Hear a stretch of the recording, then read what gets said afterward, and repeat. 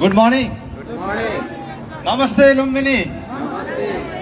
Doctor लिमले हाम्रो लागि यति राम्रो व्यवस्था गरिदिनु भयो। डाक्टर लिमले जो चिज आज गर्नुभयो उहाँको लागि हामीले एउटा कष्ट गरौँ। हामी सबैजना उठेका मान्छेलाई कति कष्ट भएको छ भन्ने कुरा बसेकाले पनि एकपटक त्यो महसुस गरौँ र सबैजना एकचोटि उठेर मात्रै डाक्टर लिमलाई ताली ठोक्नुपर्छ। सबैजना उठ्नुहोस् त एकचोटि। डाक्टर लिमको लागि जोरदार ताली कृपया। र उठेर मैले डाक्टर लिम भन्छु, लङलाई भन्डोला तपाईँहरूजना। Doctor Lim, doctor Lim, doctor Lim. धेरै धेरै धन्यवाद। बसिदिनु होला कृपया। यस्तो व्यक्तित्वहरू कमैको जन्म हुन्छ। डाक्टर लिम जस्तो व्यक्तित्वहरू यो धरतीमा कमैको जन्म हुन्छ।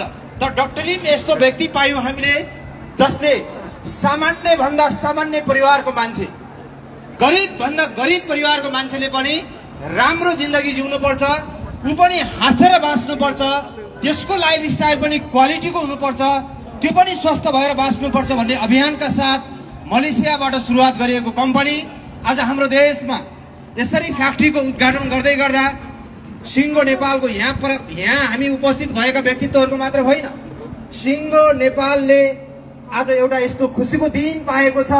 कृपया यसलाई यसरी हल्ला गर्नुहोस्, यसरी प्रचार गर्नुहोस् ताकि मैले बोलेका केही शब्दहरू आगामी दिनमा यो भविष्यमा यी कुराहरू पुरा हुनेछ। मैले भनेको थिएँ हरेक प्रोग्राममा यो देशमा एक दिन क्राउन एम्बेसडरले भरिएको देश भनेर चिनिनेछ भनेको थिएँ। त्यो सपना अब पुरा हुँदैछ। जोरदार ताली कृपया तपाईँहरूको लागि। सायद मलाई लाग्थ्यो आज मान्छेहरूले दशौं दशक वर्ष टेक्सटाइल इन्डस्ट्रीमा मेहनत गर्नुभयो, प्रयास गर्नुभयो, तर त्यो प्रयासका बावजुद पनि जो यो इन्डस्ट्रीमा त्यो प्रयास गर्ने व्यक्तिमा एक व्यक्ति मेहराम खड्का रह्यो। मैले कहिलेकाहीँ प्रश्न गर्थेँ, म सक्षम परिवारबाट, धनी परिवारबाट, सफल परिवारबाट र काठमाडौँ नेपालको राजधानी काठमाडौँबाट जन्म लिएर या के भएर क्राउन एम्बेसडर भएँ, म आफूलाई प्रश्न गरेँ।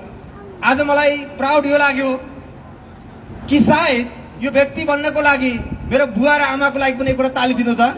किनभने अचम्मको कुरा के भएछ भने यो डिएसएन नेपालको फ्याक्ट्री पनि आजै उद्घाटन हुनु र यो म धरतीमा पाइला टेकेको दिन पनि आजै परेछ।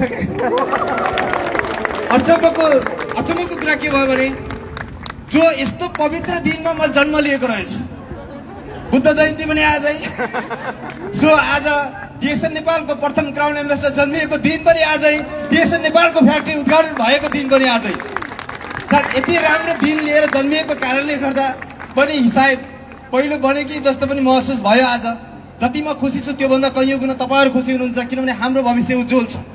हामीले डिएसएन सुरुवात गर्दै गर्दा त्यति बेलामा डिएसएन नेपालको फ्याक्ट्रीको कुरा छोडिदिनु न, यो देशमा डिस्ट्रिब्युटर पनि बन्न पाइन्थेन, हाम्रो देशको झन्डा देख्न पाइन्थेन। कसैले मलेसिया देख्थ्यौँ, कसैले कतार देख्थ्यौँ, कसैले दुबई देख्थ्यौँ, कसैले इन्डिया देख्थ्यौँ। हामीलाई त्यति बेला महसुस हुन्थ्यो मेरो देशको झन्डा मेरो सिएसएसमा कहिले देख्न पाउँछु।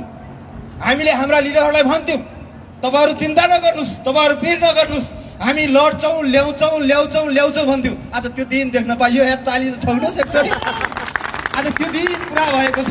किनभने मेरो पनि कटक्क चित्त दुख्थ्यो नि कुनै बेला। मैले पनि मलेसिया गभर्मेन्टलाई ट्याक्स तिर्थेँ। अहिले मैले मेरो देशलाई ट्याक्स तिर्दै गर्दा सायद यो धरतीमा सबैभन्दा खुसी हामी भएका छौँ। यहाँ हामीले कुनै देशको झन्डा देख्नु परेको छैन। अहिले पहिला नेपाल देख्छौँ अनि विश्वलाई देख्छौँ। सायद डाक्टर लिमको यो महान सोचको कारणले गर्दा आज यो चिज प्राप्त भएको छ। मलाई त लागिरहेको छ यो हामी सपनामा छौँ या विपनामा छौँ। सायद तपाईँलाई पनि त्यस्तै लागिरहेको होला, किनभने यो देशमा सजिलो थिएन। यो देशमा यो फ्याक्ट्री खोल्नु सजिलो थिएन। यसका पछाडि धेरै प्रोसेस छन्। यो त 2020 देखिको सङ्घर्ष हो। 2020 देखि 21, 22, 23, 24 अहिले 25 मा आएर यो चिज देख्न पाइयो। आज धेरै डाइरेक्ट सेलिङ कम्पनीका सपना छन् कि उनीहरूले पनि यस्तो फ्याक्ट्रीहरू लन्च गर्न, तर सजिलो छैन, धेरै गाह्रो छ। तर डाक्टर लिमले भन्नुहुन्छ कि जहाँ गाह्रो छ त्यहाँ डिएक्सन, त्यहाँ डाक्टर लिमले सम्भव बनाइदिनुहुन्छ। सो नेपालमा हाम्रो लागि यति नै प्राउडको कुरा छ। सायद यो म्यासेज विश्वभरि पुगोस्। हामीलाई सोसियल मिडियाबाट धेरै देशबाट हेरिराख्नु भएको छ। जति देशबाट नेपालीहरूले हेर्दै हुनुहुन्छ तपाईँ भाग्यमानी हुनुहुन्छ। तपाईँको देश, तपाईँ जुन देशमा कर्म गरिराख्नु भएको छ त्यो देशबाट उड्नुहोस्, जाग्नुहोस्। एक दिन त्यो देशबाट तपाईँ देश नेपालमा एज अ क्राउन एम्बेसडरको रूपमा भित्रिनुहोस्। तपाईँलाई डिएक्सन नेपालले क्राउन एम्बेसडर भनेर सम्मान गर्नेछ। हस्त धन्यवाद। Thank you so much. जय डिएक्सन। धेरै धेरै धन्यवाद। पावरफुल लिडर डिएक्सन नेपालको पहिलो कोरोना एम्बेसडर र संसारकै सबैभन्दा सानो उमेरमा कोरोना एम्बेसडर हुन सफल व्यक्तित्व